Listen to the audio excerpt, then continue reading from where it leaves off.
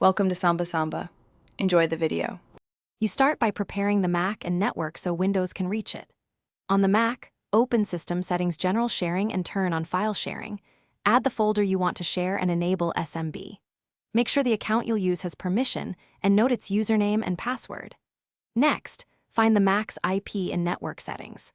Once done, verify both machines are on the same network and disable any blocking firewall rules temporarily to avoid connection failures. Now move to Windows and map the Mac share so you can use it like a drive. Open File Explorer, click Map Network Drive, choose a drive letter, and enter the path using the Mac's IP, //192, 168, x shared folder. If mapping fails, try File Explorer's address bar and paste the same path.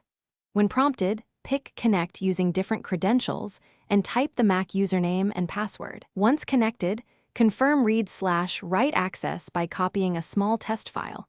Make adjustments to permissions on the Mac if needed. Finish by making the connection persistent and resolving common failures. If you want the drive to remount, select Reconnect at sign-in during mapping.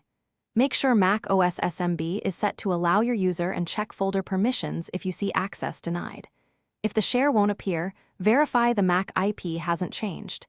Set a DHCP reservation or static IP. One key troubleshooting tip: if you can't reach the Mac, test with ping and temporarily disable firewalls or VPNs. Those are the usual culprits. Thanks for watching. Consider subscribing if we helped you.